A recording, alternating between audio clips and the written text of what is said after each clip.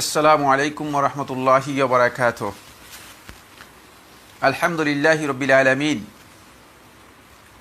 ওয়াসসালাতু ওয়াসসালামু আলা আশরাফিল আমবিয়াই ওয়াল মুরসালিন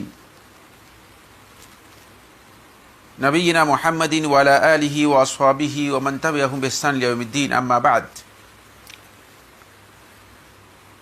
قال الله سبحانه وتعالى في كلامه المجيد: واعتصموا بحبل الله جميعا ولا تفرقوا।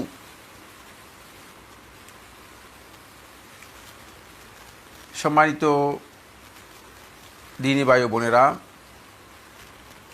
আজকের এই আস-সিদ্দিক কমপ্লেক্সের আয়োজনে আয়োজিত গুরুত্বপূর্ণ ইসলামী হালাকায় প্রথমেই আপনাদেরকে স্বাগত জানাচ্ছি। আমরা অত্যন্ত গুরুত্বপূর্ণ একটি বিষয় নিয়ে আপনাদের সাথে শেয়ার করে আসছি, আর সেই বিষয়টি হচ্ছে দাওয়াত ও সংস্কারের ক্ষেত্রে সালফে সালিহিনের মানহাজ এর উপর যে মূলনীতিগুলো রয়েছে সেই মূলনীতিগুলো আমরা আলোচনা করে আসছিলাম। আর এই যে কিতাবটির উপর আমরা ধারাবাহিকভাবে আলোচনা করে আসছি, এই কিতাবটি রচনা করেছেন আবদুল্লাহ ইবনে সালেহ আল উবাইলান হাফিজাহুল্লাহ তাআলা। শেখ আবদুল্লাহ ইবনে সালেহ আল উবাইলানের এই লেখা কিতাবটি এই বিষয়ের উপর বলা যেতে পারে বন্ধুগণ একেবারেই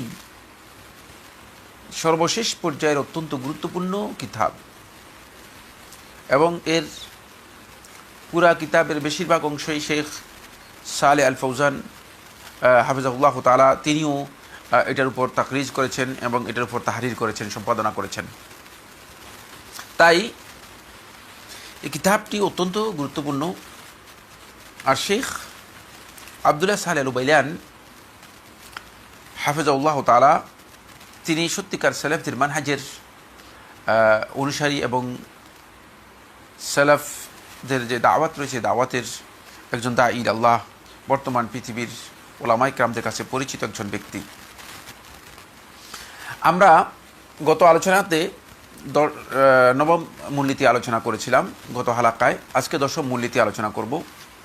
যেহেতু বইটি সর্বমোট এখানে বর্ণিত মূলনীতির সংখ্যা হচ্ছে, আমরা আপনাদেরকে প্রথমেই বলে দিয়েছিলাম, প্রায় তিনি উল্লেখ করেছেন সর্বমোট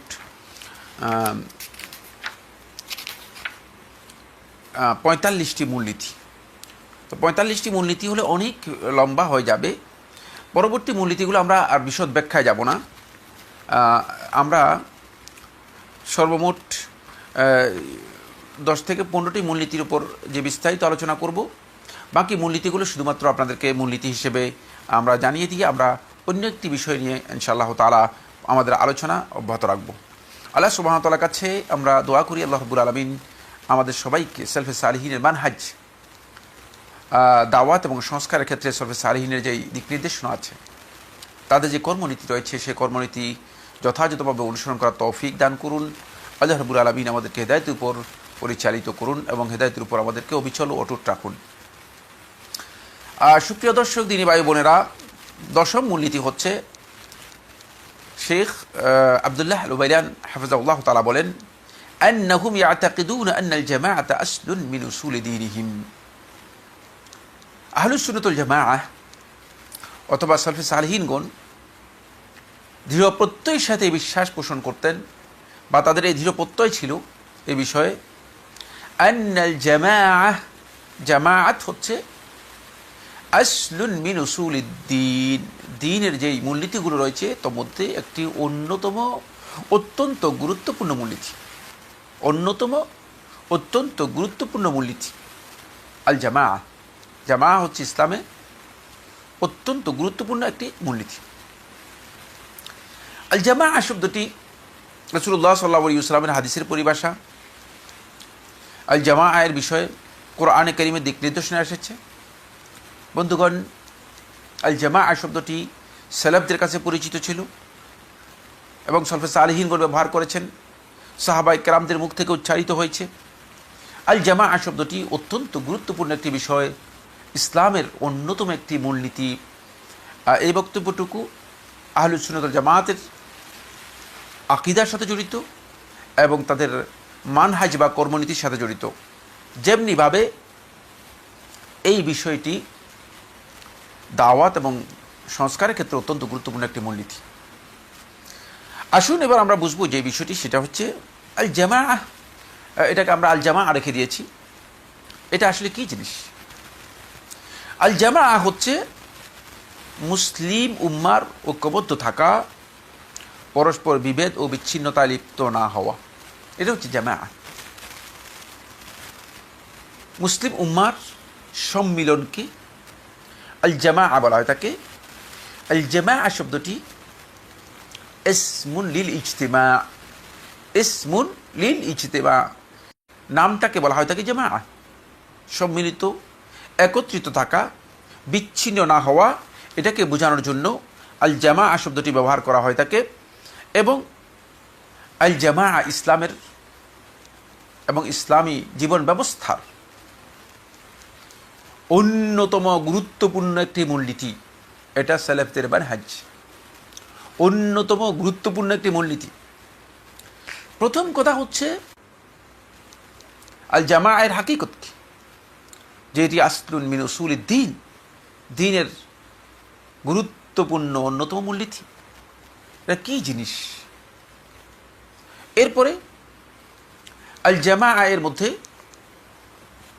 বিভ্রান্ত কিছু চিন্তাধারা বা জামাতের অপব্যাখ্যা যেগুলো আমাদের মাঝে বিরাজ করছে, যেগুলো আমাদের সমাজের মধ্যে মানুষ প্র্যাকটিস করার জন্য চেষ্টা করছে অথবা মানুষকে বোঝানোর জন্য চেষ্টা করছে, এই আত-তাউইলাত আল খাতিআহ, ভুল যে সমস্ত অপব্যাখ্যা রয়েছে জামাতের, সেই অপব্যাখ্যাগুলো আমি আপনাদের সামনে তুলে ধরার জন্য চেষ্টা করব। আল্লাহ তাআলা তৌফিক দান করুন। সুপ্রিয় দিনী ভাই বোনেরা, এখন এক নম্বর দলিল হচ্ছে কোরআনে কারীম থেকে। কোরআনে কারীম থেকে আসলে এখানে অনেকগুলো দলিলই রয়েছে, কিন্তু শেখ হাফিজাহুল্লাহ তাআলা তিনি অনেকগুলো দলিল উল্লেখ করেন নাই, যেহেতু অনেক দলিলের প্রয়োজন নেই। এই বিষয়টি একেবারেই দিবালোকের মতো স্পষ্ট, জামাতের বিষয়টি দিবালোকের মতো স্পষ্ট হওয়ার কারণে শেখ রাহিমাহুল্লাহ হাফিজাহুল্লাহ তাআলা অনেক দলিল উল্লেখ করেননি। সূরাত আল ইমরানের 103 নম্বর আয়াত, সূরাত আল ইমরানের 103 নম্বর আয়াত, এই আয়াতের মধ্যে আল্লাহ সুবহানাহু ওয়া তাআলা ইরশাদ করেছেন, ওয়া'তাসিমু বিহাবলিল্লাহি জামিআন ওয়া লা তাফাররাকু, ওয়া'তাসিমু বিহাবলিল্লাহি জামিআন ওয়া লা তাফাররাকু, তোমরা আল্লাহ তাআলার রজ্জুকে, রশিকে শক্ত করে আঁকড়ে ধরো। ওয়া'তাসিমু বিহাবলিল্লাহি জামিআন, সবাই সম্মিলিতভাবে, সম্মিলিতভাবে। ওয়া লা তাফাররাকু, আর তোমরা পরস্পর বিচ্ছিন্ন হয়েও না, দল উপদলে তোমরা বিভক্ত হয়েও না। এই যে বক্তব্য, সূরাত আল ইমরান 103 নম্বর আয়াত, এই আয়াতের মধ্যে অনেক দীর্ঘ এই আয়াতের ব্যাখ্যা রয়েছে। যেহেতু আমরা এই মূল আলোচ্য বিষয় এই আয়াতের ব্যাখ্যা নয়, এই জন্য শুধুমাত্র এই আয়াতের তাফসীরের মধ্যে আমরা দেখব, এই আয়াতের তাফসীরের মধ্যে ইবনে জারীর তাবারী রাহমাতুল্লাহ আলাইহি তাফসীরুত তাবারীর ৭ম খণ্ডের ৭১ পৃষ্ঠা, তাফসীরুত তাবারীর ৭ম খণ্ডের ৭১ পৃষ্ঠায় ইমাম ইবনে জারীর তাবারী রাহমাতুল্লাহ আলাইহি আব্দুল্লাহ ইবনে মাসউদ রাদিয়াল্লাহু তাআলা থেকে বর্ণনা করেন। এই আয়াতের তাফসীরের মধ্যে তিনি বলেন, হাবলুল্লাহ, আল্লাহ তাআলার রজ্জু। হাবলুল্লাহ বলতে আল্লাহ রাব্বুল আলামিনের যে রজ্জুকে বোঝানো হয়েছে, এই রজ্জুটা হচ্ছে হাবলুল্লাহ আল জামাআহ, এটাই হচ্ছে আল জামাআহ। রাসূলুল্লাহ সাল্লাল্লাহু আলাইহি ওয়াসাল্লাম হাদিসের মধ্যে আল জামাআতের যে কথাটা বলেছেন, যে মুসলিমদের জামাতের সাথে আমাদেরকে সংশ্লিষ্ট এবং সম্পৃক্ত থাকতে হবে, মুসলিমদের জামাত থেকে আমাদেরকে বিচ্ছিন্ন হওয়া যাবে না, হাবলুল্লাহ দিয়ে আল জামাআতকে বোঝানো হয়েছে, ইবনে জারীর তাবারী রাহমাতুল্লাহ আলাইহি বলেন। এবং তিনি ওইদিকে ইঙ্গিত করেন, বলেন যে হাদিসুল ইফতিরাকের মধ্যে রাসূলুল্লাহ সাল্লাল্লাহু আলাইহি ওয়াসাল্লামকে যখন প্রশ্ন করা হয়েছে ফিরকায়ে নাজিয়া সম্পর্কে, হাদিসুল ইফতিরাক বলা হয় থাকে ওই হাদিসকে যে হাদিসের মধ্যে রাসূলুল্লাহ সাল্লাল্লাহু আলাইহি ওয়াসাল্লাম মুসলিম উম্মাহ ৭৩টি ফিরকায় বিভক্ত এবং বিচ্ছিন্ন হয়ে যাবে, ৭৩টি দল উপদলে বিভক্ত হয়ে যাবে, মুসলিম উম্মার মধ্যে বিচ্ছিন্নতা বিভেদ তৈরি হবে, এই ভবিষ্যৎবাণী রাসূলুল্লাহ সাল্লাল্লাহু আলাইহি ওয়াসাল্লাম যে হাদিসের মধ্যে করেছেন সেই হাদিসকে হাদিসুল ইফতিরাক বলা হয় থাকে।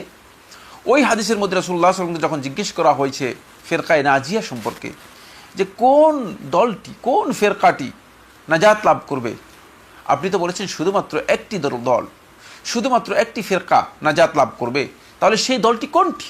হে আল্লাহ রাসূল সাল্লাল্লাহু আলাইহি ওয়াসাল্লাম, এই দলটি কোনটি হবে? তখন রাসূলুল্লাহ সাল্লাল্লাহু আলাইহি ওয়াসাল্লাম ওই হাদিসের মধ্যে স্পষ্ট করে বলেছেন যে হিয়াল জামাআহ, এরা হচ্ছে আল জামাআহ। তাহলে হাদিসের মধ্যেও আল জামাআহ শব্দ এসেছে। আর এই আয়াতের তাফসীরের মধ্যে আব্দুল্লাহকে তাফসীর করেছেন আব্দুল্লাহ ইবনে আব্বাস আব্দুল্লাহ ইবনে মাসউদ রাদিয়াল্লাহু তাআলা আনহু। আব্দুল্লাহ ইবনে মাসউদ রাদিয়াল্লাহু তাআলা আনহু এটাকে তাফসীর করেছেন আল জামাআহ বলে। আব্দুল্লাহ ইবনে মাসউদ তাফসীর করেছেন জামাআহ হচ্ছে আব্দুল্লাহ, আল্লাহ তাআলা রুজ্জু বা আল্লাহ তাআলা রশি, আল জামাআহ। বন্ধুগণ, তাহলে সাহাবীর তাফসীর এবং আব্দুল্লাহ ইবনে মাসউদ রাদিয়াল্লাহু তাআলা এই তাফসীরকে আমরা যদি একটু ভালো করে দেখি, যে দেখব যে ইবনে জারীর তাবারী রাহমাতুল্লাহ আলাইহি এটাকে উল্লেখ করেছেন এবং অন্যদের তাফসীরকেও উল্লেখ করেছেন। তবে ইবনে জারীর রাহমাতুল্লাহ আলাইহির বক্তব্য থেকে আমরা এই কথা বুঝতে সক্ষম হয়েছি, সেটা হলো এই যে ইবনে জারীর রাহমাতুল্লাহ আলাইহি তিনি তার বক্তব্যের মাঝে এদিকে ইঙ্গিত করেছেন যে হাবলুল্লাহকে আল জামাআহ, হাবলুল্লাহের যত তাফসীর আছে সবগুলো তাফসীরকে ইনক্লুড করে, অন্তর্ভুক্ত করে। ফলে তিনি সমস্ত ইসনাদে, সনদের মাধ্যমে যেটা উল্লেখ করেছেন, যেটা ইমাম ইবনে কাসির রাহিমাহুল্লাহ তাআলা এর তাফসীরের মধ্যে উল্লেখ করেছেন, তিনি বলেছেন যে হাবলুল্লাহের তাফসীরের মধ্যে সাহাবায়ে কেরামদের কাছ থেকে, সরবদের কাছ থেকে এসেছে। কেউ কেউ বলেছেন হাবলুল্লাহ হচ্ছে হুয়াল কোরআন, কোরআনে কারীম হচ্ছে আল্লাহ তাআলার রুজ্জু। কেউ কেউ বলেছেন যে হুয়াল ইখলাসু লিল্লাহি ওয়াহদাহ, একমাত্র আল্লাহ রাব্বুল আলামিনের ইখলাস, একনিষ্ঠতা এবং শিরক মুক্ত তৌহিদ এর মাধ্যমে আল্লাহ রাব্বুল আলামিনের কাছে আল্লাহর রুজ্জুকে, আল্লাহর পথকে আঁকড়ে ধরা, এবং সেটাই মূলত শিরক মুক্ত থাকাকেই হাবলুল্লাহ বলা হয়েছে। 3 নম্বর তাফসীর করেছেন কেউ কেউ আল ইসলাম, হাবলুল্লাহ বলতে ইসলামকে বলা হয়েছে। 4 নম্বর তাফসীর হচ্ছে হাবলুল্লাহ বলতে কেউ কেউ আল জামাআকে বলেছেন, যেটা আব্দুল্লাহ ইবনে মাসউদ থেকে তিনি বর্ণনা করেছেন। এই সবগুলো সনদ সনদের মাধ্যমেই ইমাম ইবনে কাসির ইবনে জারীর তাবারী রাহমাতুল্লাহ আলাইহি থেকে বর্ণনা করেছেন এবং ইবনে জারীরও তার তাফসীরের মধ্যে বর্ণনা করেছেন। বর্ণনা করার পরে আমরা দেখতে পাই যে ইমাম ইবনে কাসির রাহমাতুল্লাহ আলাইহি সহ আহলুত তাফসীরের মধ্যে তারা অনেকেই এই কথা উল্লেখ করেছেন যে এই আয়াতের তাফসীরের মধ্যে সাহাবায়ে কেরামদের কাছ থেকে যেই বিভিন্ন বক্তব্য পাওয়া গিয়েছে, এই সবগুলো বক্তব্যকে যদি হাবলুল্লাহের মধ্যে একসাথ করা হয়, তাহলে আমরা দেখতে পাবো যে হাবলুল্লাহ বলতে এই সবগুলোকে হাবলুল্লাহ সন্নিবেশিত করে, একত্রিত করে। হাবলুল্লাহ এই সবগুলো বক্তব্যকে, হাবলুল্লাহের মধ্যে কোরআন দাখিল হবে। হাবলুল্লাহ তো ইসলাম, তাহলে কোরআন আসবে, তারপরে ইখলাস এর একটা গুরুত্বপূর্ণ দিক, আল ইবাদাহ এর একটা গুরুত্বপূর্ণ দিক। এই সবগুলোকে আল জামাআহ হচ্ছে এর একটা বাহ্যিক রূপ। এই জন্য আমরা দেখতে পাই সূরাতুল আনআমের 153 নম্বর আয়াতের মধ্যে আল্লাহ সুবহানাহু ওয়া তাআলা যে ইরশাদ করেছেন,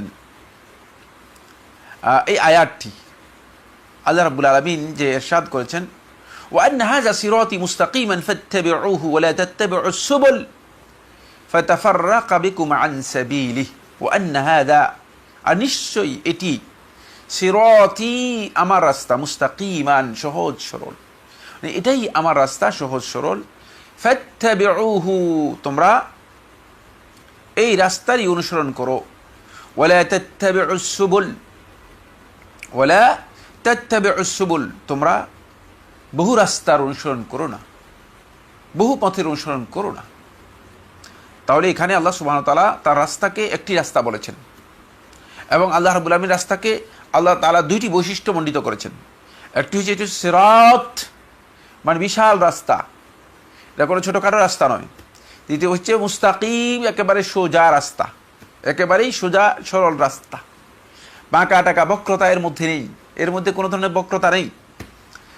আর একাধিক রাস্তা যেগুলো আসবে, যেখানে একের অধিক দেখা যাবে, সেটা হচ্ছে সুবুল।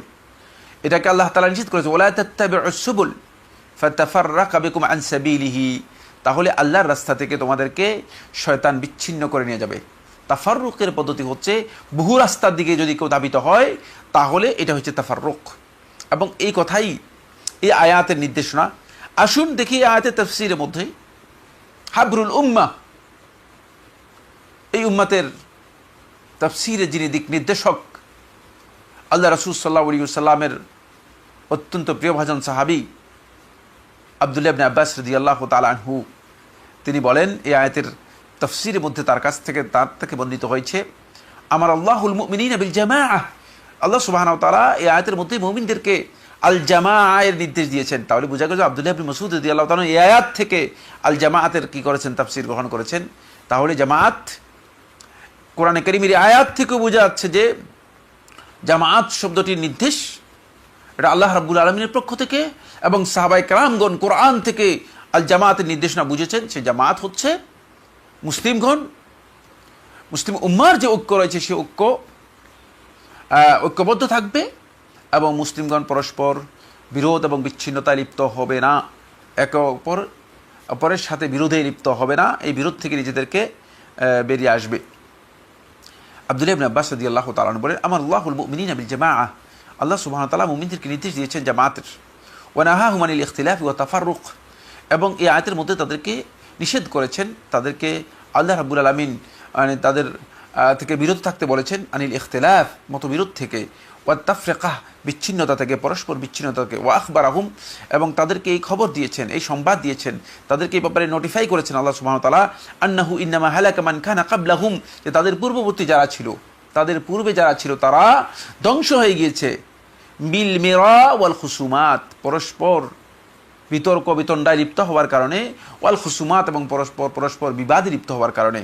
এজন্য ওয়ানাহু হাযা ক্বালাহু মুজাহিদ, এ ধরনের বক্তব্য দিয়েছেন মুজাহিদ ইবনে জবর রাহিমাহুল্লাহ তাআলা, ওয়া গায়রু ওয়াহিদ মিনাল উলামা, এবং অনেকেই এই বক্তব্যকে সাপোর্ট করেছেন, অনেকেই এই বক্তব্যকে সাপোর্ট করেছেন। তাহলে আমরা কি বুঝতে পারলাম? আমরা স্পষ্ট করে কথা বুঝতে পেরেছি যে আল্লাহ রাসূল সাল্লাল্লাহু আলাইহি ওয়াসাল্লাম এর সাহাবী, দুইজন সাহাবীর কথা বললাম, যারা কোরআনে কারীমের এবং রাসূলুল্লাহ হাদিসের ব্যাপারে যাদের বলিষ্ঠ ভূমিকা ছিল, যাদের কাছ থেকে মুসলিম উম্মাহ ইসলামের প্রকৃত জ্ঞান অর্জন করেছেন।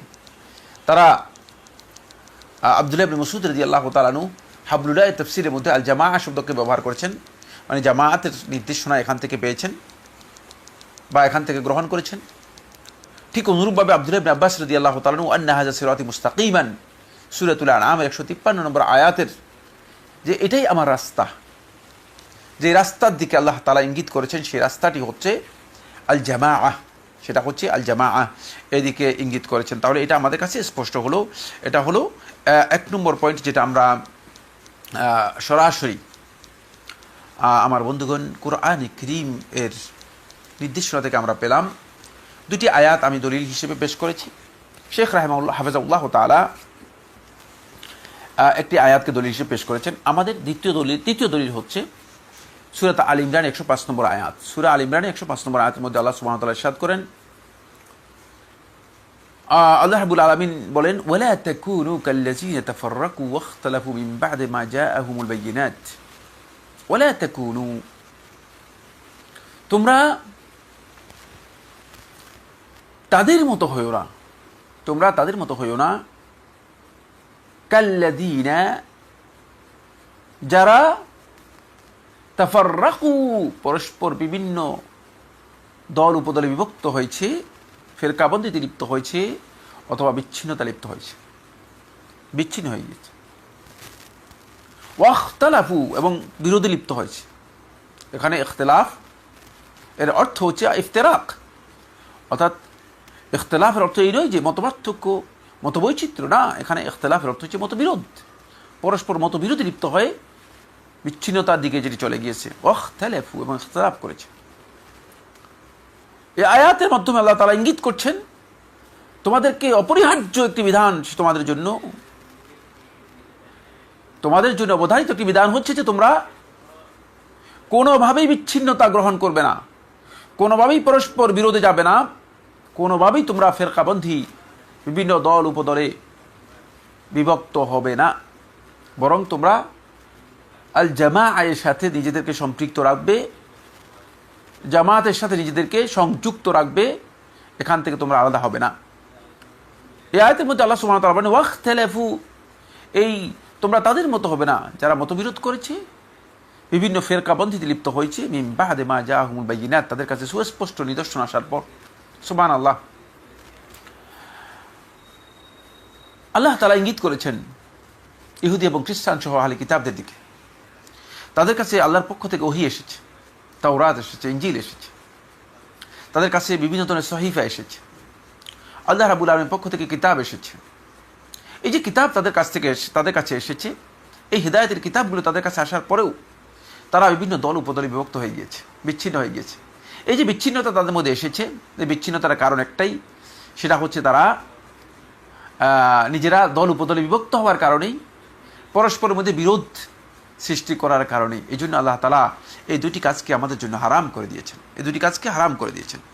এবং এর বিপরীতে, এর এগেনিস্টে যে কাজটি আল্লাহ সুবহানাহু ওয়া তাআলা আমাদের জন্য অপরিহার্য করেছেন, সেটা হচ্ছে জামায়াতের সাথে আমাদেরকে, মুসলিম উম্মার যে ঐক্য রয়েছে, জামা রয়েছে, সেই জামাতের সাথে আমাদেরকে সম্পূর্ণরূপে সম্পৃক্ত এবং সংযুক্ত থাকার জন্য নির্দেশ দিয়েছেন।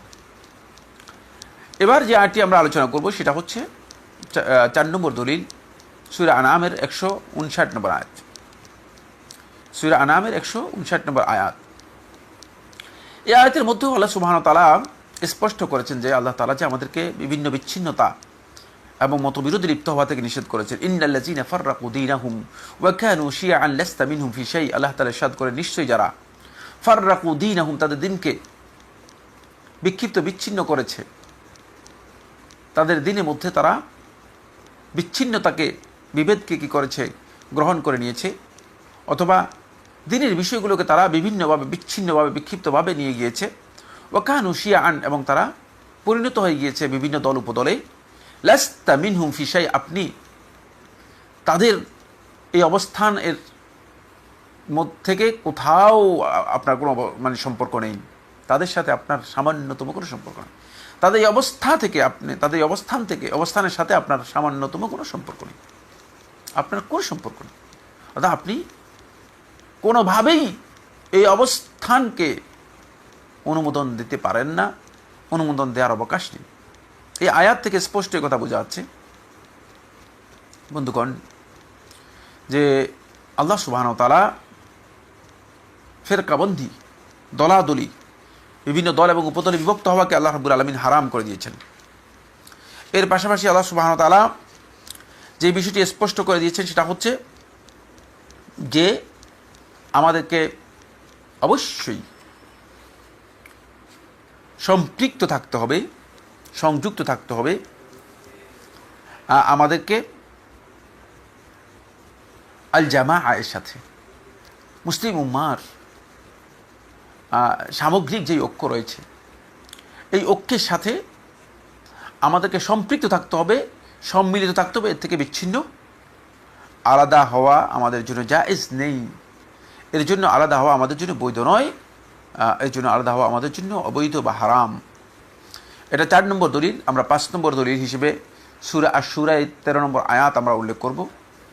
সূরা আশ-শুরায় 13 নম্বর আয়াতের মধ্যে আল্লাহ সুবহানাহু ওয়া তাআলা একই নির্দেশনা দিয়েছেন, শারআ লাকুম মিনাদ-দীনি মা ওয়াসসা বিহি নূহান, আল্লাহ তাআলা তোমাদের জন্য দিন এর তাই তোমাদের জন্য শরিয়া সম্মত করেছেন, বিধিসম্মত করেছেন, মা ওয়াসসা বিহি নূহান, যে বিষয়টি আল্লাহ তাআলা নূহকে উপদেশ দিয়েছিলেন, ওয়াল্লাযী, এবং যা আওহাইনা ইলাইকা, আপনার কাছে ওহী হিসেবে প্রেরণ করেছি, ওয়া মা ওয়াসাইনা বিহি, আর যা আমি ওসিয়ত করেছিলাম, আল্লাহ তাআলা বলেন, ইব্রাহিম ওয়া মূসা ওয়া ঈসা, ইব্রাহিম এবং মূসা এবং ঈসাকে আন আকিমুদ্দিন, যে তোমরা দিন কায়েম করো, তোমরা ইকামতে দিন করো, দিনকে কায়েম করো, ওয়ালা তাতাফাররাকু ফিহি, এবং এক্ষেত্রে তোমরা কোনো ধরনের বিচ্ছিন্নতা, কোনো ধরনের ফেরকাবন্ধি অথবা দল উপদলে পরস্পর বিভক্ত হইও না, বিচ্ছিন্ন হইও না।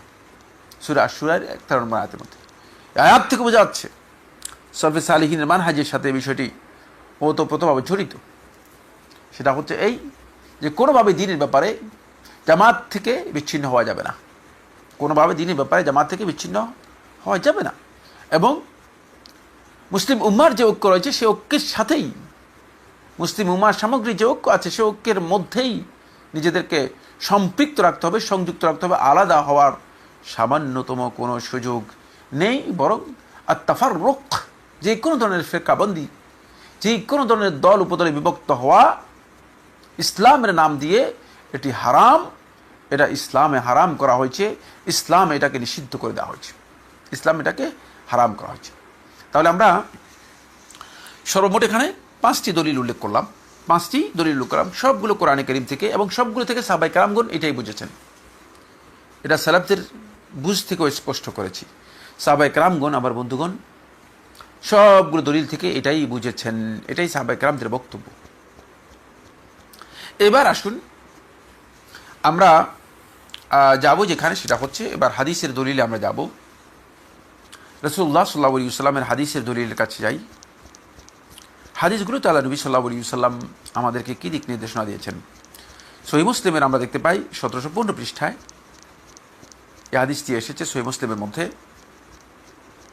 এবং হাদিসটি আমাদের সকলের কাছেই পরিচিত একটি হাদিস। আবু হুরায়রা রাদিয়াল্লাহু আনহু বর্ণিত, তিনি বলেন রাসূলুল্লাহ সাল্লাল্লাহু আলাইহি ওয়াসাল্লাম ইরশাদ করেছেন, ইন্নাল্লাহ তাআলা ইয়ারদু লাকুম সালাসান ওয়া ইয়াকরাহু লাকুম সালাসান, মহান আল্লাহ সুবহানাহু ওয়া তাআলা তোমাদের জন্য 3টি জিনিস সন্তুষ্ট চিত্তে চয়ন করেছেন, সিলেক্টেড করেছেন। আল্লাহ রাব্বুল আলামিন তোমাদের জন্য 3টি জিনিসকে চুজ করেছেন, পছন্দ করেছেন, এবং এটা আল্লাহর পক্ষ থেকে পছন্দ। আল্লাহ তাআলা আমাদের জন্য সন্তুষ্টির সাথে এটাকে কি করেছেন, নির্বাচিত করেছেন। ওয়া ইয়াকরাহু লাকুম সালাসান, 3টি জিনিসকে তিনি তোমাদের জন্য অপছন্দ করেছেন। আল্লাহ তাআলা যেটা অপছন্দ করেন সেটা হারাম, নিষিদ্ধ। আল্লাহ রাব্বুল আলামিন যেটা পছন্দ করেন সেটা আমাদের জন্য বাধ্যতামূলক, যেহেতু আল্লাহ তাআলা আমাদের জন্য নির্বাচিত করেছেন। সেই 3টি বিষয়কে আল্লাহ রাসূল সাল্লাল্লাহু আলাইহি ওয়াসাল্লাম যেভাবে বর্ণনা করেছেন, ফায়ারদা লাকুম, তোমাদের জন্য আল্লাহ তাআলা পছন্দ করেছেন, আন তা'বুদু ওয়া লা তুশরিকু বিহি শাইআ, যে তোমরা আল্লাহ তাআলার ইবাদত করবে, আল্লাহ রাব্বুল আলামিনের ইবাদতের সাথে কোনো কিছুকে শরীক করবে না। বন্ধুগণ, খুবই গুরুত্বপূর্ণ বিষয়। 1 নম্বর পয়েন্ট হচ্ছে ইবাদত করতে হবে, শিরক মুক্ত ইবাদত হতে হবে। তাহলে এখান থেকে বোঝা যাচ্ছে যে ইবাদতের ধরন হচ্ছে, ইবাদত 2 ধরনের হতে পারে। একটা হচ্ছে শিরক যুক্ত ইবাদত, আর একটা হচ্ছে শিরক মুক্ত ইবাদত। আপনি যদি ইবাদত করে থাকেন আর ইবাদতের সাথে যদি আপনার কোনো না কোনোভাবে শিরকের সম্পর্ক থাকে, সেই ইবাদতটুকু আল্লাহ রাব্বুল আলামিনের কাছে পছন্দনীয় নয়, আল্লাহ তাআলা সেটাকে গ্রহণ করেন না। তাই ইবাদতকে শিরক মুক্ত করতে হবে। এই বক্তব্য থেকে আহলে হাদিসগণ এই ব্যাখ্যাটুকু নিয়েছেন যে কোনো ইবাদতের মধ্যে যখন শিরক এসে যাবে সেই ইবাদতটুকু বাতিল হয়ে যাবে, এইদিকে ইঙ্গিত করার জন্য রাসূলুল্লাহ সাল্লাল্লাহু আলাইহি ওয়াসাল্লাম যেখানে আমাদেরকে ইবাদতের জন্য নির্দেশ দিয়েছেন, সেখানে আল্লাহ নবী সাল্লাল্লাহু আলাইহি ওয়াসাল্লাম ইবাদতের সাথে একটি বিষয় রাসূলুল্লাহ সাল্লাল্লাহু আলাইহি ওয়াসাল্লাম নির্দেশ দিয়েছেন, সেটা হচ্ছে যে ইবাদতের সাথে আমাদেরকে শিরক কোনোভাবেই ইবাদতের সাথে মিশ্রণ করা যাবে না। শিরক মিশ্রিত ইবাদত, শিরক মিশ্রিত আমল আল্লাহ তাআলার কাছে এর কোনো মূল্য নেই। এই মূল্যহীন আমল দেখা যায় আমাদের সমাজের মধ্যে আমরা অনেকেই করে থাকি। বন্ধুগণ, হয়তো আমরা বুঝিও না, অনেকে শিরক সম্পর্কে জানেন না, এগুলো আমাদের জানার প্রয়োজন রয়েছে। 2 নম্বর হচ্ছে ওয়ান তা'তাসিমু বিহাবলিল্লাহি জামিআন ওয়া লা তাফাররাকু, এটাই হচ্ছে ওয়ান তা'তাসিমু বিহাবলিল্লাহি জামিআন, তোমরা আল্লাহর রজ্জুকে সবাই ঐক্যবদ্ধ হয়ে সম্মিলিতভাবে তোমরা আল্লাহর রজ্জুকে কি করবে, আঁকড়ে ধরবে। ওয়া লা তাফাররাকু, তোমরা এই ক্ষেত্রে কোনোভাবেই বিচ্ছিন্নতা, পরস্পর বিরোধ এবং ফেরকাবন্দিতে লিপ্ত হবে না, দল উপদলে তোমরা বিভক্ত হবে না। এটা হলো 2 নম্বর। 3 নম্বর হচ্ছে ওয়া আন তুনাসিহু মান ওয়াল্লাহুল্লাহু আলাইকুম, আর তোমরা নসিহত করবে, কল্যাণ কামনা করবে, মান তাদের, ওয়াল্লাহুল্লাহু আমরাকুম যাদেরকে আল্লাহ রাব্বুল আলামিন তোমাদের সামগ্রিক শাসনের দায়িত্ব যাদের উপর আল্লাহ তাআলা কি করেছেন, অর্পণ করেছেন, অর্থাৎ তোমাদের শাসকদের, মানে আল্লাহু আমরাকুম, তোমাদের সামগ্রিক যে বিষয়গুলো আছে, যে বিষয়ের দায়িত্ব আল্লাহ তাআলা তাদের উপর অর্পণ করেছে, তাদেরকে ক্ষমতা দিয়েছে, কর্তৃত্ব দিয়েছে, তাদের জন্য কল্যাণ কামনা করবে। সুবহানাল্লাহ। এখানে আল্লাহ সুবহানাহু ওয়া তাআলা তার ইবাদতের সাথে আল্লাহ রাব্বুল আলামিন একটি জিনিসকে সম্পৃক্ত করেছেন, সেটা হচ্ছে হাবলুল্লাহকে শক্তিশালীভাবে আঁকড়ে ধরতে হবে। কারণ এই আল্লাহর ইবাদতের উপর অবিচল থাকতে হলে আল জামায়াতের সাথে আমাদেরকে সম্পৃক্ত থাকতে হবে। আর জামায়াতের সাথে সম্পৃক্ত থাকতে হলে অবশ্যই উলায়াতুল আমর যারা রয়েছে, শাসক অথবা যাদেরকে আল্লাহ রাব্বুল আলামিন মুসলিম উম্মার সামগ্রিক কর্তৃত্বের যে ক্ষমতা, সেই ক্ষমতা যাদের উপর অর্পণ করেছেন, তাদের জন্য কল্যাণ কামিত থাকতে হবে। তাদের সাথে খেয়ানত করতে পারবেন না। এগুলো দীর্ঘ আলোচ্য বিষয়। সুবহানাল্লাহ। আহলে হাদিসগণ, সালফে সালেহিন, উলামায়ে কেরামগণ এই বিষয়গুলোকে অত্যন্ত সুন্দরভাবে ব্যাখ্যা দিয়েছেন। দুর্ভাগ্যের বিষয় হচ্ছে এই বিষয়গুলো আমাদের সমাজের মধ্যে আমরা অনেকেই এই বিষয়গুলো চর্চা করিনি। এই বিষয়গুলো আমাদের কাছে অনেকটা ধোঁয়াশার মতো তমসাচ্ছন্ন রয়ে গিয়েছে, অন্ধকারাচ্ছন্ন রয়ে গিয়েছে। ফলে এগুলো আমাদের কাছে কেন জানি মানে আবসা আবসা মনে হচ্ছে, অপরিচ্ছন্ন, অপরিষ্কার রয়ে গেছে, প্রচ্ছন্ন রয়ে গেছে। সতর্কতা অবলম্বন করতে হবে। ওয়াইয়াকরাহু লাকুম, তিনি তোমাদের জন্য অপছন্দ করেছেন তিনি 3টি জিনিস, কিল ও কাল,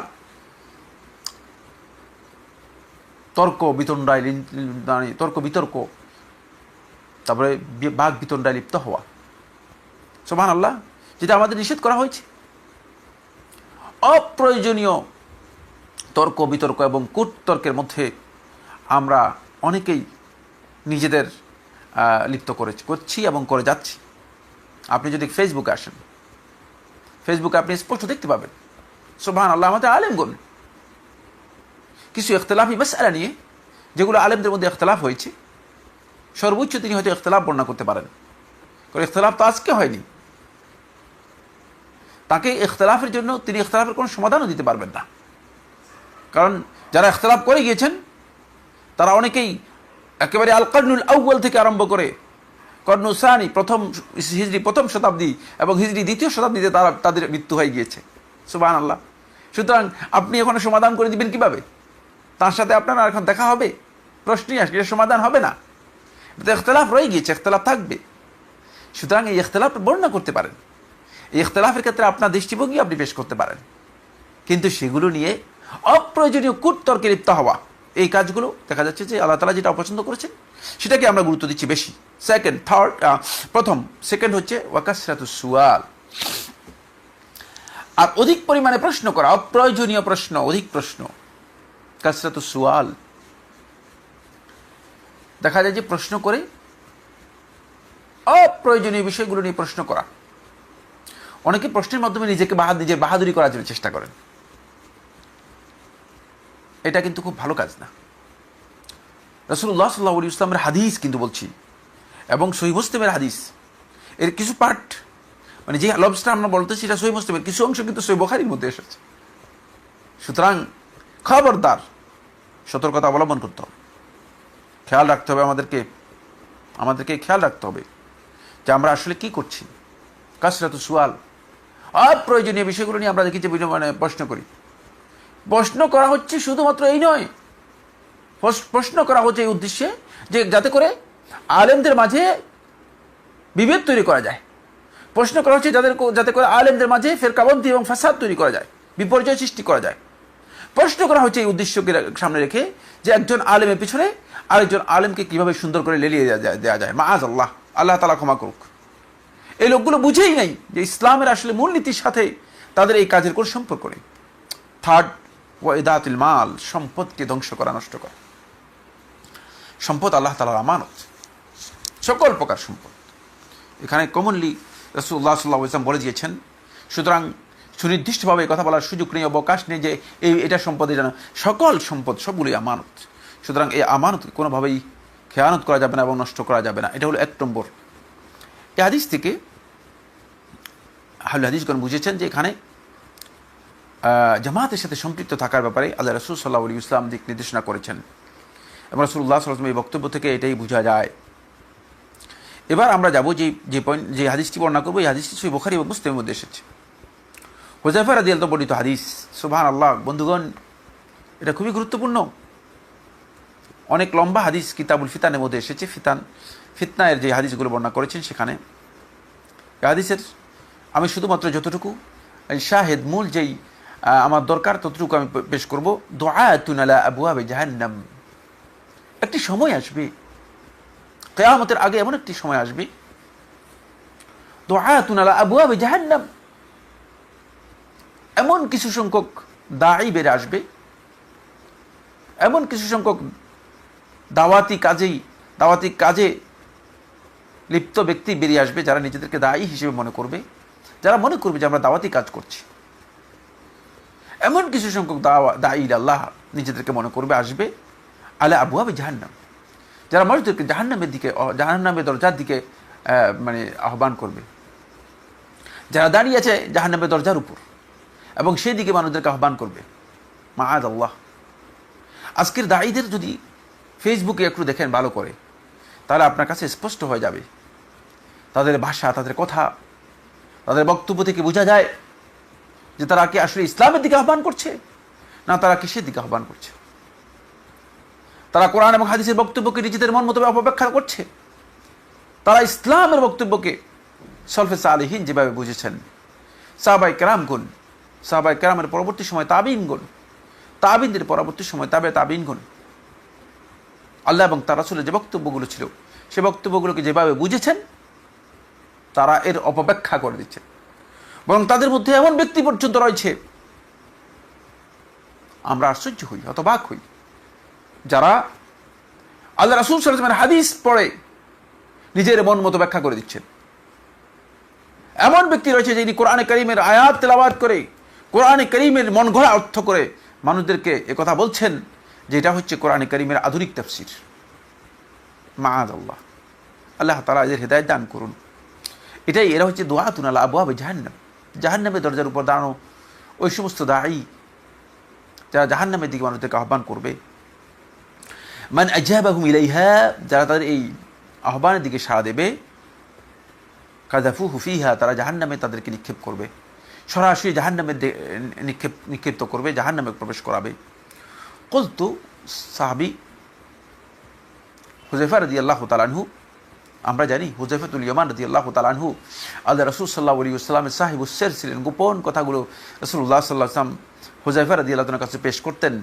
কুলতু ইয়া রাসূলুল্লাহ, হে আল্লাহ রাসূল সাল্লাল্লাহু আলাইহি ওয়াসাল্লাম, সিফহুম লানা, তাদের বৈশিষ্ট্য কেমন হবে একটু বলবেন কি, একটু কি আমাকে জানাবেন তাদের বৈশিষ্ট্য কেমন? কাল, রাসূলুল্লাহ সাল্লাল্লাহু আলাইহি ওয়াসাল্লাম, হুম মিন জিলদাতিনা, এরা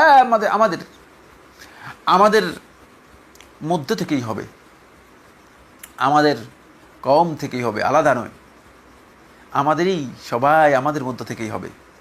ওয়া ইয়াতাকাল্লামুনা বিআলসিনাতিনা, এবং আমাদের যে কথাগুলো আছে সেগুলো দিয়ে তারা কথা বলবে,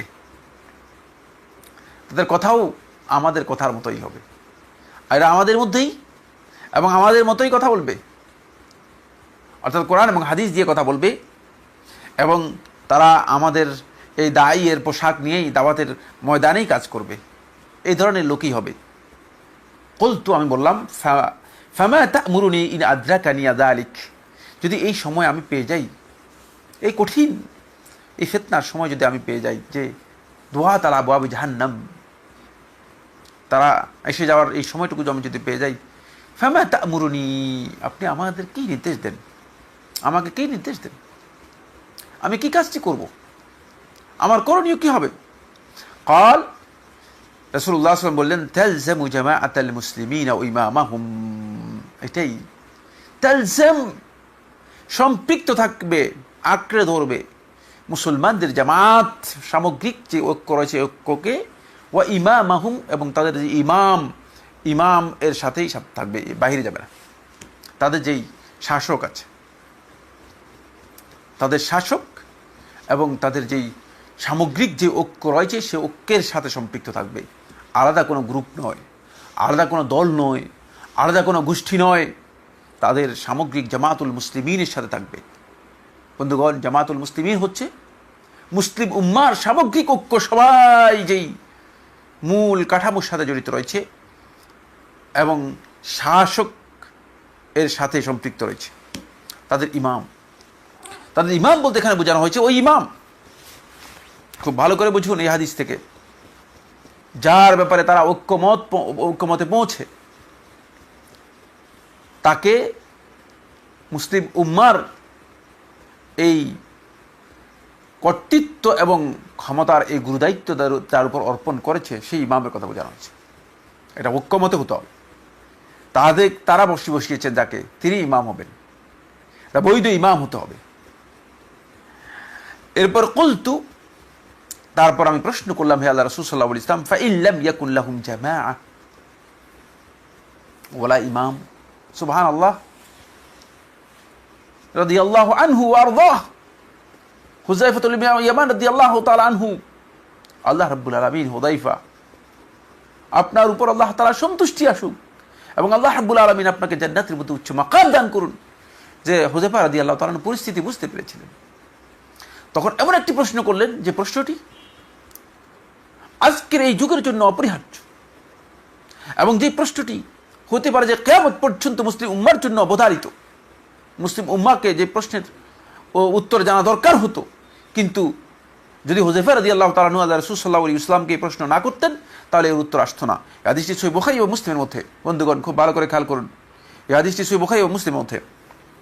বললেন, কুলতু, আমি প্রশ্ন করলাম, ফাইন লাম ইয়াকুল লাহুম জামাআহ, তাদের যদি কোনো জামাত না থাকে, ওয়ালা ইমামও নেই, জামাতও নেই। সুবহানাল্লাহ, বিচ্ছিন্নতা। যেমন আফগানিস্তান, ইমাম নেই, জামাত নেই, কিচ্ছু নেই অবস্থা। যেমন ইরাক, ইমাম নেই, জামাত নেই, কিচ্ছু নেই। যেমন সিরিয়া, ইমাম নেই, জামাত নেই, কিচ্ছু নেই। এভাবে পৃথিবীর বিভিন্ন দেশে যেখানে জামাত ইমাম কিচ্ছু নেই, ফাইন লাম ইয়াকুন লাহুম জামাআতুন ওয়ালা ইমাম জামাত কিচ্ছু নেই। কারণ মুসলিমগণ তাকে ইমামতের যে গুরুদায়িত্ব, এই দায়িত্ব মুসলিমগণ দেন নাই, এর সাথে মুসলমানদের কোনো সম্পর্ক নেই। ফলে এই অবস্থায় আমি কি করবো যদি ইমামও না থাকে, জামাতও না থাকে? কাল, তিনি বললেন, আল্লাহ রাসূল সাল্লাল্লাহু আলাইহি ওয়াসাল্লাম তখন আমাদেরকে কি নির্দেশ দিয়েছেন, খুব ভালো করে খেয়াল করুন। ফাআতাজিল তিলকাল ফিরাক কুল্লাহা, তখন দেখবা যে মুসলিম উম্মাহ বিভিন্ন দল উপদলে বিভক্ত। সত্যি আজকে দেখুন যেই ভূখণ্ডে মুসলমানদের ইমাম প্রতিষ্ঠিত নেই, যেই ভূখণ্ডে মুসলমানদের জামাত নেই, সামগ্রিক কোনো ঐক্য নেই, সেই ভূখণ্ডে মুসলমানরা বিভিন্ন দল উপদলে বিভক্ত, বিভিন্ন গ্রুপে বিভক্ত। ফাআতাজিল তিলকাল ফিরাকা কুল্লাহা, তখন তুমি ওই সমস্ত ফেরকা থেকে নিজেকে সম্পূর্ণরূপে বিচ্ছিন্ন রাখবে, এই সমস্ত ফেরকা থেকে নিজেকে বিরত রাখবে। সমস্ত ফেরকাকে তুমি কি করবে? পরিহার করবে, বর্জন করবে। ওয়ালাউ আন তাআদ্দা বিআসলি শাজারাতিন, যদিও কোনো গাছের শিকড় কামড়ে ধরতে হয়, গাছের শিকড় কামড়ে ধরে হলেও, মানে যদিও এত কষ্ট হয়, এত কঠিন হয় যে গাছের শিকড় কামড়ে ধরে, কারণ তোমার সব কিছু শেষ হয়ে যেতে পারে, তাহলেও কিন্তু তুমি এই ফেরকাতে, এই দল উপদলে, এই গ্রুপে লিপ্ত হবে না। সুবহানাল্লাহ, এই হাদিস থেকে প্রকৃষ্টভাবে এই কথা প্রমাণিত হচ্ছে, স্পষ্টভাবে আমাদের কাছে একেবারে দিবালোকের মতো এই হাদিস থেকে এই বিষয়টি প্রতীয়মান হয় যে, আমার বন্ধুগণ, যে মুসলিম উম্মার জামাত এবং ইমামের সাথে সম্পৃক্ত থাকা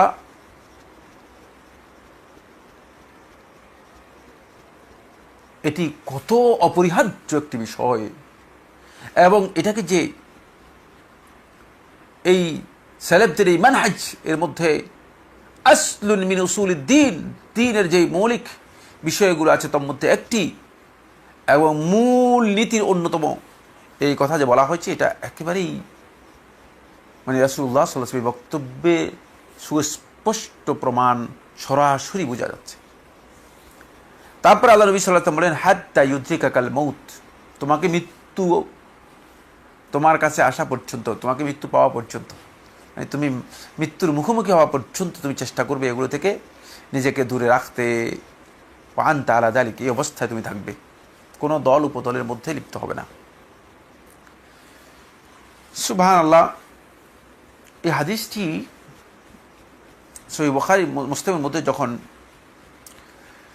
ইমাম মুসলিম রাহিমাহুল্লাহ তাআলা উল্লেখ করেন, তখন ইমাম মুসলিম রাহিমাহুল্লাহ তাআলা এই হাদিসের জন্য মানে যে একটা পরিচ্ছেদ ইমাম মুসলিম রহমতুল্লাহ আলাইহি চিন্তা করেছিলেন, সেই পরিচ্ছেদটাকে ফাইন্ড আউট করেছেন ইমাম মুহিউদ্দিন আশ-শরফ আন-নববী রাহিমাহুল্লাহ তাআলা। তিনি এই পরিচ্ছেদের নাম দিয়েছেন উজুবু মুলাযামাতি জামাআতিল মুসলিমিন ইনদা যুহুরিল ফিতান ওয়া ফি কুল্লি হাল। ফিতনা যখন ব্যাপক হয়ে যাবে আর সকল অবস্থায় মুসলিম জামাতের সাথে বা মুসলমানদের জামাতের সাথে সম্পৃক্ত থাকার অপরিহার্যতা, মুসলমানদের জামাতের সাথে সম্পৃক্ত থাকার অপরিহার্যতা, আমাদেরকে অপরিহার্যভাবে মুসলমানদের জামাতের সাথে সম্পৃক্ত থাকতে হবে। যেখানে মুসলমানদের জামাতের কথা আসবে আমার বন্ধুগণ, আল জামাআ ওয়াল ইমাম, এটা একটা আরেকটির সাথে লাজিম মালজুম, একটা আরেকটা পরিপূরক, একটা আরেকটা পরিপূর্ণতা দানকারী, একটা আরেকটার সাথে সম্পৃক্ত। ইমাম এবং জামাত এটা অবশ্যই থাকতে হবে। জামাত অর্থ হচ্ছে ইমাম থাকবে, আর যদি ইমাম না থাকে তাহলে জামাত থাকবে না, কারণ ইমাম নাই তো জামাত নেই।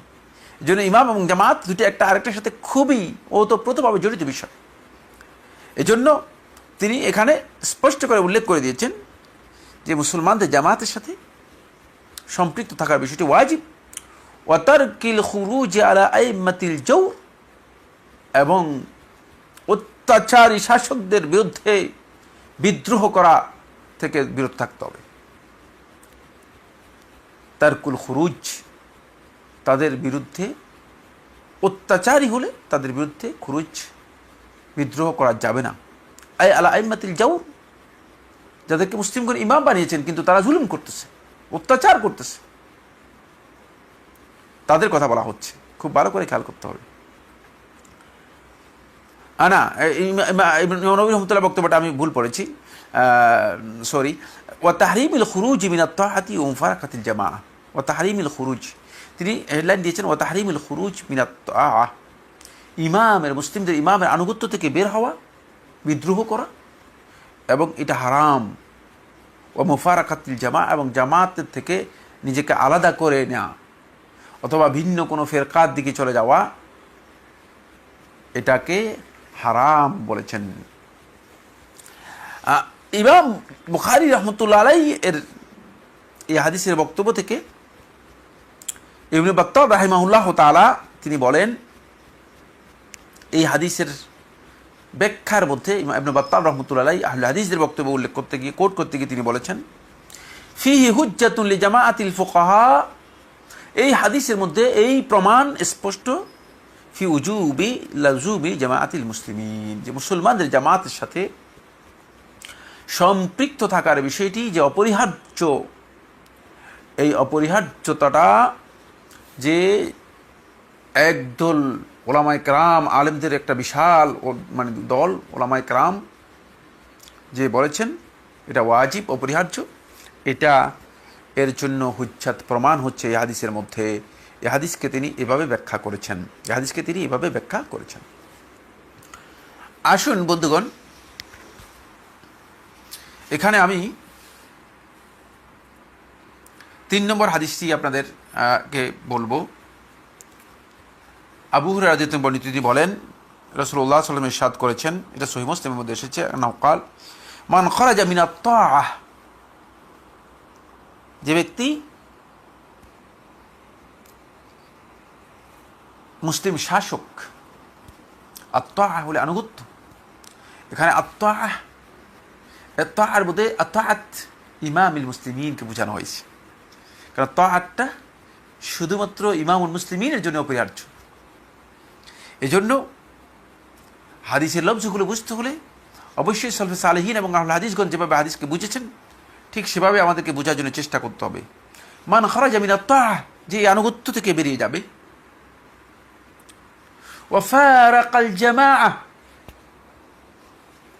এবং মুসলমানদের সামগ্রিক যেই জামাত রয়েছে এই জামাত থেকে, আল জামাআ যেটা সামগ্রিক যে ঐক্য রয়েছে সেই ঐক্য থেকে আলাদা হয়ে যাবে, নিজে আলাদা হয়ে যাবে, এটাকে ছেড়ে পরিহার করে বিচ্ছিন্ন চিন্তায় লিপ্ত হবে। আমার সামনে জামাত এর আমরা ইনশাআল্লাহ তাআলা আপনাদেরকে ডেফিনেশন দেব, এখন আমরা শুধুমাত্র দলিলগুলো দিচ্ছি। ফামাতা, এই অবস্থায় যদি তারপর যদি সে মারা যায়, অতঃপর সে মৃত্যুবরণ করে, মাতা মাইতাতান জাহিলিয়াতান, তার মৃত্যুটা জাহিলি মৃত্যু হবে, তার জাহিলি মৃত্যু হবে, তার এই মৃত্যুটা আল্লাহ এবং তার রাসূলের সন্তুষ্টির উপর হবে না। তার এই মৃত্যুটা জাহিলি সমাজে যারা আল্লাহ এবং তার রাসূলের বিরুদ্ধাচরণ করেছে, তার এই কাজটি জাহিলিয়াতের কাজ, এবং এই মৃত্যুটাই জাহিলি মৃত্যু। এখানে রাসূলুল্লাহ সাল্লাল্লাহু আলাইহি ওয়াসাল্লাম দুটি বিষয় বলেছেন। মুসলিম উম্মার শাসক এর আনুগত্য থেকে বের হওয়া জায়েজ নেই, এবং মুসলিম উম্মার সামগ্রিক যে ঐক্য রয়েছে জামাত, এই জামাত থেকে বিচ্ছিন্ন হওয়া জায়েজ নেই। আলাদা বিচ্ছিন্ন কোনো দল মুসলমানদের জন্য জায়েজ নেই, কারণ জামাআতুল মুসলিমিন, মুসলমানদের জামাত, এটা একটাই হবে, এটা সামগ্রিক হবে। সুতরাং এখান থেকে নিজে আলাদা চেতনা অথবা চিন্তাধারায় নিজেকে বৈশিষ্ট্যমণ্ডিত করার কোনো অবকাশ ইসলামের মধ্যে নেই। এটাকে ইসলাম হারাম করেছে এবং ইসলাম এটাকে জাহিলিয়াতের মধ্যে অন্তর্ভুক্ত করেছে। সুবহানাল্লাহ। আমরা সহিহ মুসলিমের আরেকটি হাদিস আপনাদেরকে পড়ে শোনাবো, যে হাদিসটিও এখানে স্পষ্ট করে এই দলিলের দিকে ইঙ্গিত করেছে। আন আরফাজা রাদিয়াল্লাহু তাআলা আনহু আন্নাহু ক্বাল, আরফাজা রাদিয়াল্লাহু তাআলা বর্ণনা করেন, তিনি বলেন, সামাইতু রাসূলুল্লাহ সাল্লাল্লাহু আলাইহি ওয়াসাল্লাম ইয়াকুল, রাসূলুল্লাহ সাল্লাল্লাহু আলাইহি ওয়াসাল্লামকে আমি শুনেছি বলতে, ইন্নাহু সাতাকুনু হানাতুন ওয়া হানাত, যে অচিরেই তোমাদের মধ্যে বিভিন্ন বিরোধ বিচ্ছিন্নতা তৈরি হবে। ফামান আরাদা আন ইউফাররিকা আমরা হাযিহিল উম্মাহ, বিভিন্ন গ্রুপ হয়ে যাবে। ফামান আরাদা আন ইউফাররিকা হাযিহিল উম্মাহ আমরা হাযিহিল উম্মাহ, সুতরাং যেই তোমাদের মধ্যে এই মুসলিম উম্মার মানে এই ঐক্য, এই সম্মিলনকে, এই অবিচ্ছিন্নতাকে যে ব্যক্তি বিভক্ত করার জন্য ফেরকাবন্ধিতে ফেরকাবন্ধিতে আবদ্ধ করে দেওয়ার জন্য, ফেরকাবন্ধির দিকে নিয়ে যাওয়ার জন্য, অথবা দল উপদলে বিভক্ত করে দেওয়ার জন্য, বিচ্ছিন্ন করার জন্য চেষ্টা করবে, অথচ উম্মার সামগ্রিক ঐক্য বহাল ছিল, যদি কেউ তোমাদের মধ্য থেকে এই চেষ্টা চালায়, ফাদরিবুহু বিসসাইফি, তখন তোমরা তাকে তরবারি দিয়ে হত্যা করবে, তরবারি দিয়ে তাকে হত্যা করে ফেলবে, কাইনান মান খান, সে যেই হোক না কেন। সুবহানাল্লাহ। এই হাদিস অত্যন্ত জঘন্যতম হাদিস। তবে এই হত্যাকাণ্ড সকলের জন্য নয়, ফাদরিবুহু এটা যাদের ক্ষমতা আছে তাদের জন্য। এখন এই ব্যাখ্যা যদি কেউ বুঝেন এই হাদিস থেকে, যে মানে তাহলে একদল আরেক দলকে হত্যা করা শুরু করে দিবে, এবং মুসলিম উম্মার সবাই বর্তমানে তো মানে দল উপদল, বরং উপদলের মধ্যে আরও এমন ছোট ছোট এটা কি বলা যেতে পারে, ফুসকা দল তৈরি হয়েছে, ফুসকা দল তৈরি হয়েছে। এই যে দল উপদল, ছোট ছোট ফুসকা ফুসকা দল তৈরি হয়েছে, উপদল তৈরি হয়েছে।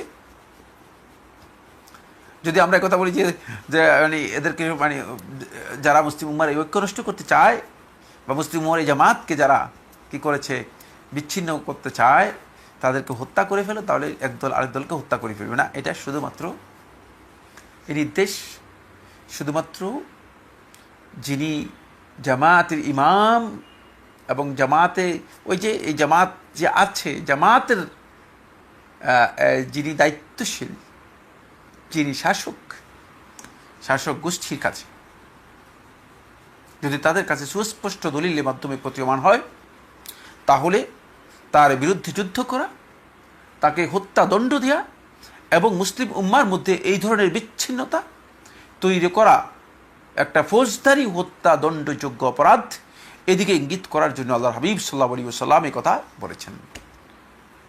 5 নম্বর দলিল একই কথাই বলেছে, সহিহ বুখারীর মধ্যে এসেছে। আন আব্দুল্লাহ ইবনে মাসউদ রাদিয়াল্লাহু তাআলা আনহু আন্নাহু ক্বাল, আব্দুল্লাহ ইবনে মাসউদ রাদিয়াল্লাহু তাআলা তিনি বলেন, ক্বাল রাসূলুল্লাহ সাল্লাল্লাহু আলাইহি ওয়াসাল্লাম, রাসূলুল্লাহ সাল্লাল্লাহু আলাইহি ওয়াসাল্লাম ইরশাদ করেছেন, লা ইয়াহিল্লু দামু ইমরিইন মুসলিম, কোনো মুসলিম ব্যক্তির রক্ত প্রবাহিত করা বা কোনো মুসলিম ব্যক্তিকে হত্যা করা অপর মুসলিমের জন্য জায়েজ নেই। যে মুসলিম ব্যক্তি ইয়াশহাদু আল্লা ইলাহা ইল্লাল্লাহ ওয়া আন্নী রাসূলুল্লাহ, এই সাক্ষ্য দেয় যে আল্লাহ তাআলা ছাড়া কোনো ইলাহ মাবুদ নেই এবং আমি আল্লাহর রাসূল, এই সাক্ষ্য দিবে, এই ধরনের কোনো মুসলিম ব্যক্তিকে হত্যা করা জায়েজ নেই ইল্লা বিহিদা সালাস, তিনটি অপরাধ ছাড়া। আর নাফসু বিন নাফসি, যদি সে কাউকে হত্যা করে, হত্যার বিনিময়ে তাকে হত্যা করা হবে। অর্থাৎ যদি হত্যা এর অপরাধে সে হত্যাকারী হয়, তাহলে তাকে হত্যা করা হবে। ওয়াত্তাইয়িবুজ জানি, সেকেন্ড ব্যক্তি হচ্ছে যে ব্যক্তি বিবাহিত ছেনাকারী ব্যক্তি, বিবাহিত ব্যভিচারী ব্যক্তি, তাকে হত্যা দণ্ড দেওয়া। হাদিস থেকে বোঝা যাচ্ছে স্পষ্ট করে যে রজবের বিষয়টি আল্লাহ রাসূল সাল্লাল্লাহু আলাইহি ওয়াসাল্লামের সুস্পষ্ট সহিহ হাদিস দ্বারা সাব্যস্ত হয়েছে। তাই যে সমস্ত জাহিল ব্যক্তিগণ অথবা যে সমস্ত সোকল্ড মুফাক্কির ইসলামী চিন্তাবিদ এই বক্তব্য দিচ্ছেন যে রজম এটা ইহুদি আইন বা ইহুদি বিধান, এ বক্তব্য সঠিক নয়। ওয়াল মারিকু মিনাদ-দ্বীন আত-তারিকু আল-জামাআহ, থার্ড ব্যক্তি হচ্ছে যে দিন থেকে বেরিয়ে গিয়েছে, আত-তারিকুল জামাআহ, জামাতকে পরিহার করে বর্জন করে জামাত থেকে নিজেকে আলাদা করে নিয়েছে। কারণ জামাত থেকে আলাদা হয়ে যাওয়ার মাধ্যমে সে দিন থেকে আলাদা হয়ে যাবে। রাসূলুল্লাহ সাল্লাল্লাহু আলাইহি ওয়াসাল্লাম এদিকে ইঙ্গিত করেছেন। জামাত থেকে আলাদা হয়ে যাওয়ার অপরাধটুকু, জামাত থেকে বিচ্ছিন্ন হয়ে যাওয়ার অপরাধটুকু হচ্ছে ওয়াল মুরুকু মিনাদ-দ্বীন, দিন থেকে বেরিয়ে যাওয়ার অপরাধের মতো। এই জন্য আল্লাহ রাসূল সাল্লাল্লাহু আলাইহি ওয়াসাল্লাম অন্যান্য হাদিসের মধ্যে আমরা দেখতে পাই, খারিজিদের যখন বর্ণনা করেছেন তখন বলেছেন ইয়ামরুকুনা মিনাদ-দ্বীন, তারা দিন থেকে বেরিয়ে যাবে। এই আনুগত্যের হাত যখন গুটিয়ে নিয়ে গিয়ে বিদ্রোহ করবে কোনো ব্যক্তি মুসলিম শাসকের বিরুদ্ধে এবং মুসলিম উম্মার রক্ত প্রবাহিত করাকে হালাল বা বৈধ করে নেবে, তাহলে সে ব্যক্তি দিন থেকে খারিজ হয়ে যাবে এবং জামাত থেকে বিচ্ছিন্ন হয়ে গেল। জামাত থেকে বিচ্ছিন্ন হয়ে যাওয়া এইটা অপরাধ, ভয়ঙ্কর অপরাধ। এই অপরাধের কারণে তাকে হত্যা করা যাবে, হত্যা দণ্ডের অপরাধী হবে। হত্যা দণ্ডের যে অপরাধ রয়েছে সেই অপরাধে তাকে অপরাধী সাব্যস্ত করা হবে, সেই অপরাধে তাকে অপরাধী হিসেবে সাব্যস্ত করা হবে। বন্ধুগণ, আমরা এই দলিলগুলো উল্লেখ করলাম আজকের এই আলোচনার মধ্যে। এখন আমরা যে পয়েন্টটি নিয়ে কথা বলবো বা যে বিষয়টি নিয়ে আমরা আলোচনা করব সেটা হচ্ছে এখানে এই যে কোরআন এবং হাদিসে যে আমরা দলিলগুলো উল্লেখ করেছি, এই দলিলগুলোর মধ্যে এই কথা স্পষ্ট প্রমাণ হয়েছে যে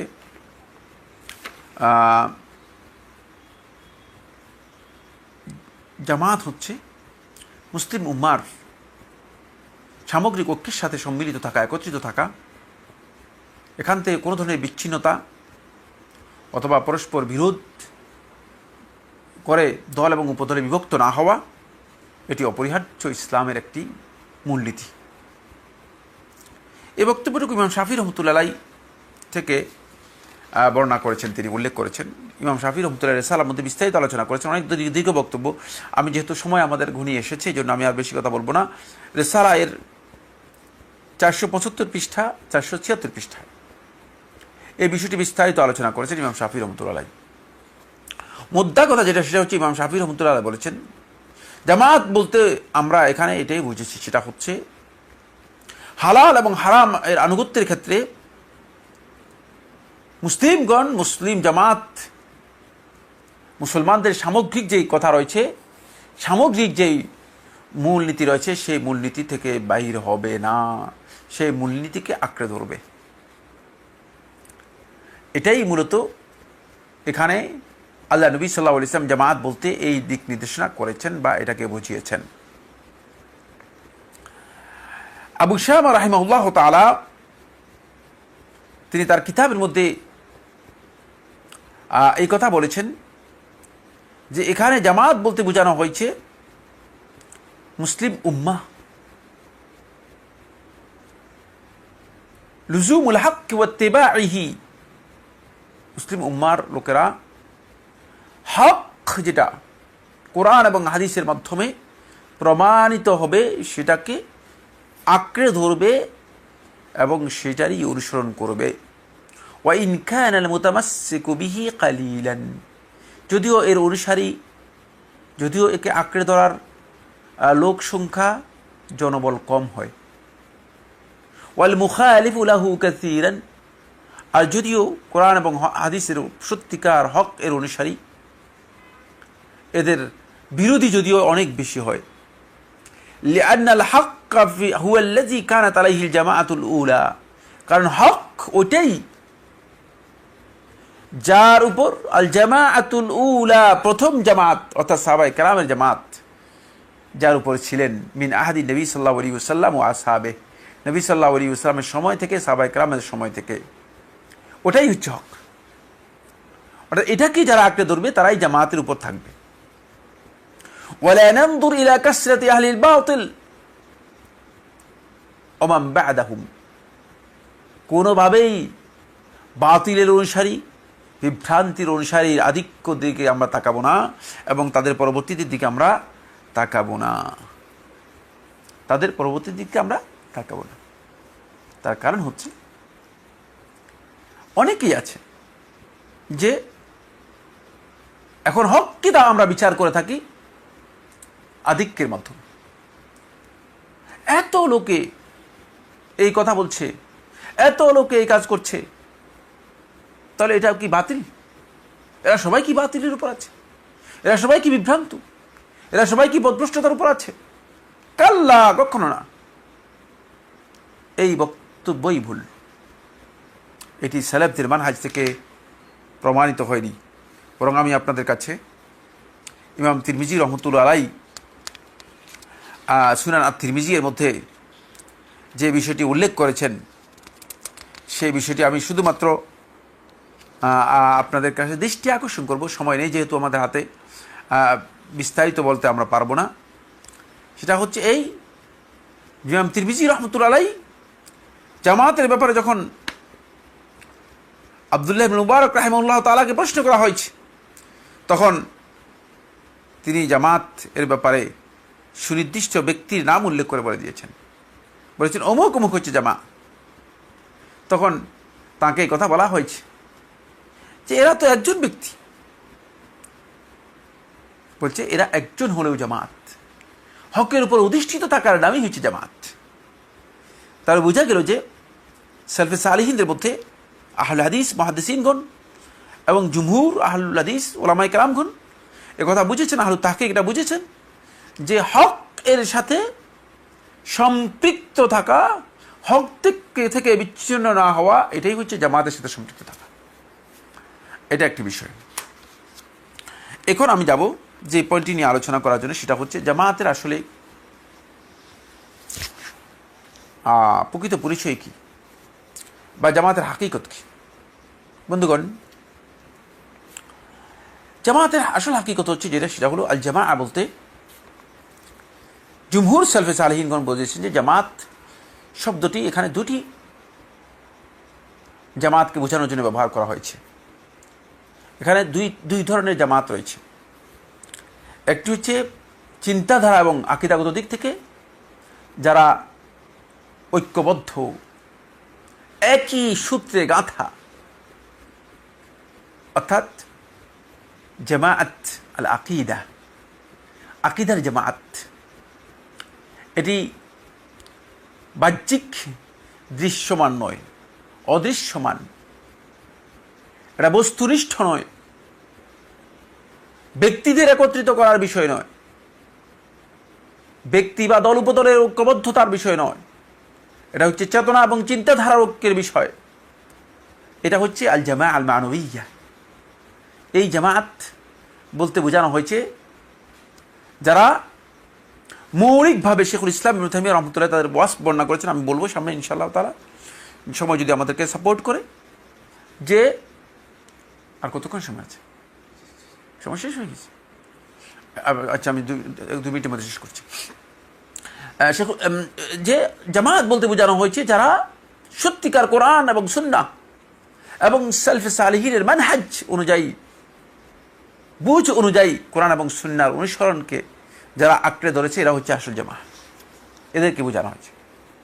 জামাতের দ্বিতীয় ব্যাখ্যা হচ্ছে আল জামা বলতে বোঝানো হয়েছে এখানে আল জামাতুল আবদান বোঝানো হয়েছে। একটা সুনির্দিষ্ট গ্রুপকে বোঝানো হয়েছে, যে গ্রুপ হকের উপরে প্রতিষ্ঠিত ছিল এবং যাদের হকের ব্যাপারে আল্লাহ রাসূল সাল্লাল্লাহু আলাইহি ওয়াসাল্লাম নিজেই সাক্ষ্য দিয়ে গেছেন। শাহিদা লাহুম রাসূলুল্লাহ সাল্লাল্লাহু আলাইহি ওয়াসাল্লাম, রাসূলুল্লাহ সাল্লাল্লাহু আলাইহি ওয়াসাল্লাম যাদের ব্যাপারে সাক্ষ্য দিয়েছেন, সাহাবায়ে কেরামদের এই দলকে বোঝানো হয়েছে। তারা যে মানহাজ, সামগ্রিক সাহাবায়ে কেরামদের যে মানহাজ অথবা সাহাবায়ে কেরামদের যে বক্তব্য ছিল, সেটাকেই জামাত বোঝানো হয়েছে। আমার বন্ধুগণ, আহলে হাদিসগণ জামাতের অর্থ বোঝানোর জন্য সর্বমোট 5টি ব্যাখ্যা করেছেন। যেহেতু আমাদের হাতে সময় নেই, তারপরেও আমি শুধু মুহাম্মদ ইবনে সিরিন রাহমাতুল্লাহ আলাইহি আবু মাসউদ আনসারী থেকে বর্ণনা করেছেন। তিনি বলেছেন যে জামাত বলতে বোঝানো হয়েছে আস-সাওয়াদুল আ'যাম, মুসলমানদের অধিকাংশ মুসলমানদের যেই চিন্তাধারা এবং সম্মিলিত যেই ঐক্য, সেটাকে বোঝানোর জন্য জামাত শব্দ ব্যবহার করা হয়েছে। সেখানে সেটাকে জামাত বোঝানো হয়েছে। দ্বিতীয় হচ্ছে সাহাবায়ে কেরাম এবং তাদের যারা সত্যিকার অনুসারী, সত্যনিষ্ঠার সাথে আন্তরিকতা ও একনিষ্ঠতার সাথে যাদের অনুসারী ছিল, তাদের যারা অনুসরণ করেছেন, তাদেরকে বোঝানো হয়েছে। তৃতীয় হচ্ছে জামাত বলতে আহলুল ইলমদেরকে বোঝানো হয়েছে, যারা সত্যিকার ইলমের অনুসারী, তাদেরকে বোঝানো হয়েছে। তৃতীয় হচ্ছে জামাত বলতে বোঝানো হয়েছে মুসলিম উম্মার ওই সমস্ত ইসলামের ওই সমস্ত মৌলিক চেতনার অনুসারীগণ, যারা ইসলামের মৌলিক মানে ঐক্যবদ্ধ যে বিষয়গুলো আছে, উসুল মূলনীতি যেগুলো আছে, এই মূলনীতির মধ্যে কোনো ধরনের বিরোধ তৈরি করে না এবং সেই ক্ষেত্রে কোনো ধরনের অনৈক্য তৈরি করে না, সেই মানে ঐক্যকে বোঝানোর জন্য জামাত শব্দ ব্যবহার করা হয়েছে। 3 নম্বর কেউ বলেছেন জামাত বলতে জামাতুল মুসলিমিনদেরকে বোঝানো, মুসলিমদের জামাতকে বোঝানো হয়েছে। অর্থাৎ মুসলিমদের যেই ইসলামী রাষ্ট্রের যেই সামগ্রিক অবকাঠামো আছে, সেটাকে বোঝানো হয়েছে। যার একজন শাসক থাকবেন, তাকে মানে সহ জামাত এবং ইমাম, তাদের ইমাম বা শাসককে সহ এই জামাতকে বোঝানো হয়েছে। এই 5টি ব্যাখ্যা জামাতের ওলামায়ে কেরামগণ, আহলে হাদিসগণ করেছেন। কিন্তু এর মূল কথা কি? মূল কথা হচ্ছে একটাই, সেটা হলো সাহাবায়ে কেরাম এবং যারা সাহাবায়ে কেরামদের সত্যনিষ্ঠ অনুসরণ করেছেন, তাদের যারা অনুসরণ করবে, তারাই হচ্ছে আল জামা। এবং তাদের সাথে সম্পৃক্ত থাকার নামই হচ্ছে মূলত জামাতের সাথে সম্পৃক্ত থাকা। আর তাদের থেকে বিচ্ছিন্ন হয়ে, তাদের চিন্তাধারা থেকে বিচ্ছিন্ন হয়ে আলাদা চিন্তাধারার মাধ্যমে বিভিন্ন দল উপদল সৃষ্টি করা, এটি হচ্ছে মুফারাকাতুল জামা, জামাত থেকে বিচ্ছিন্ন হয়ে যাওয়া, জামাত থেকে আলাদা হয়ে যাওয়া। এবং এই কাজটি ইসলামী শরীয়তের মধ্যে হারাম বা নিষিদ্ধ। বন্ধুগণ, আমরা যতটুকু পেরেছি সংক্ষেপে এই মূলনীতি সম্পর্কে আপনাদের সামনে তুলে ধরার জন্য চেষ্টা করেছি। এখানে আরও অনেক কথা রয়েছে, যে কথাগুলো বলার প্রয়োজনও ছিল। আমরা হয়তো চেষ্টা করবো ইনশাআল্লাহ তাআলা আগামী দার্সে মানে এর কিছু অংশ আপনাদের সাথে শেয়ার করে আমরা অগ্রসর হওয়ার জন্য। আল্লাহ সুবহানাহু ওয়া তাআলা আমাদের সবাইকে তৌফিক দান করুন, যাতে আমরা মুসলিমদের জামাতের সাথে নিজেদেরকে সম্পৃক্ত থাকতে পারি এবং জামাতের কনসেপ্টে যে ভুলগুলো আছে সেগুলো আমরা আলোচনা করতে পারিনি সময়ের কারণে, সেগুলো ইনশাআল্লাহ তাআলা আলোচনা না করলে আজ এই যে আলোচনাটা, আজকের যে আলোচনাটা, এটা ইনকমপ্লিট থেকে যাবে, এটা পরিপূর্ণতা পাবে না। এই জন্য এই আলোচনাকে পরিপূর্ণতা দেওয়ার জন্য ইনশাআল্লাহ তাআলা আমরা সেই বিষয়টি আবার আপনাদের সাথে একটু শেয়ার করব। আল্লাহ সুবহানাহু ওয়া তাআলা আমাদের সবাইকে তৌফিক দান করুন। ওয়া সাল্লাল্লাহু আলা মুহাম্মাদিন ওয়া আলা আলিহি ওয়া আসহাবিহি ওয়াসাল্লাম। আল্লাহ তাআলা আমাদের সবাইকে বিষয়গুলো উপলব্ধি করার তৌফিক দান করুন। আসসালামু আলাইকুম ওয়া রাহমাতুল্লাহি ওয়া বারাকাতুহু।